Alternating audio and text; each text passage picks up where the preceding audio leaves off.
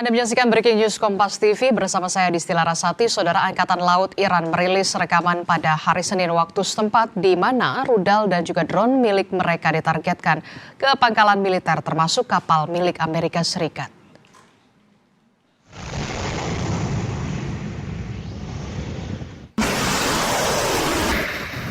Rekaman menunjukkan serangan dilakukan Angkatan Darat Iran dengan menggunakan drone serang dan rudal jelajah yang dilancarkan ke sistem komunikasi, depot penyimpanan bahan bakar, baterai pertahanan udara Patriot, menara kontrol, dan persediaan amunisi milik Amerika Serikat di Kuwait. Serangan dilakukan menyusul adanya agresi berulang-ulang yang dilakukan Amerika ke Iran. Secara terpisah, Angkatan Laut Iran juga melancarkan serangan ke arah kapal Angkatan Laut Amerika Serikat.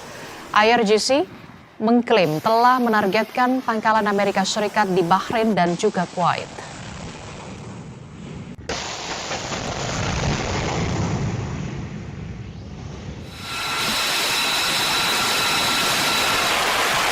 Komando Pusat Amerika Serikat CENTCOM mengatakan pada hari Senin waktu setempat telah melakukan serangan lain terhadap target Iran.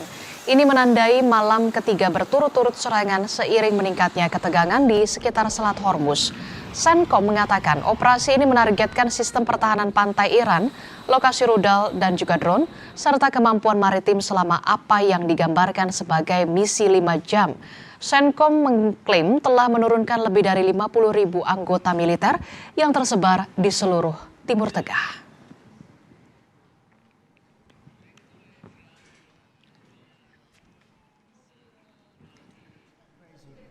Presiden Amerika Serikat Donald Trump bersikeras agar Iran membuat kesepakatan dan menyarankan sekutu-sekutunya diteluk untuk mengganti biaya kepada Amerika Serikat untuk perlindungan di Selat Hormuz.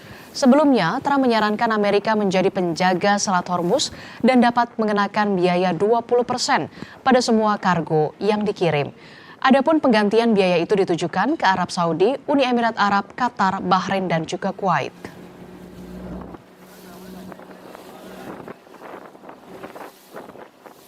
Reimbursed because we're protecting a very rich portion of the world. We're spending money.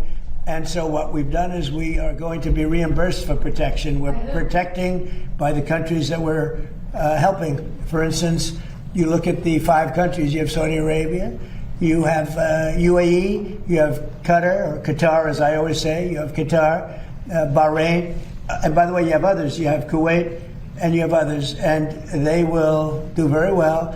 But we think it's appropriate that we don't need them. You know, we have more oil than any other country in the world. When you add Venezuela, which has been amazing, which has tremendous amounts of oil that we control, when you add Venezuela and everything else, we have more than 50% of the world's supply. We don't need it, but we need it from the standpoint of protecting allies, etc., etc.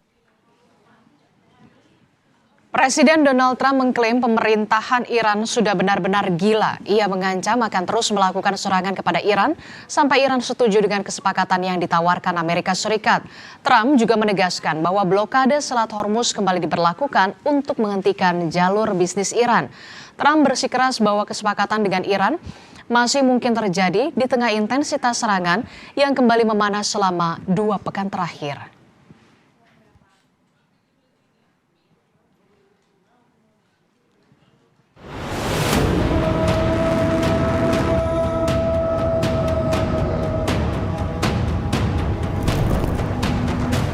Konflik Amerika Serikat dan Iran semakin memanas. Kini Presiden AS Donald Trump sesumbar negaranya akan bertindak sebagai penjaga Selat Hormuz dan mematok tarif 20% bagi kapal-kapal komersial yang melintas. Trump menilai pembayaran itu wajar sebagai biaya perlindungan AS di wilayah tersebut. All of their capability for anything having to do with the Strait, with the Hormuz Strait, and I think in the end we will end up just controlling the whole thing. Merespon pernyataan Trump, militer Iran menegaskan tidak akan mengizinkan campur tangan AS dalam pengelolaan Selat Hormuz. Iran memastikan pegang kendali penuh Selat Hormuz.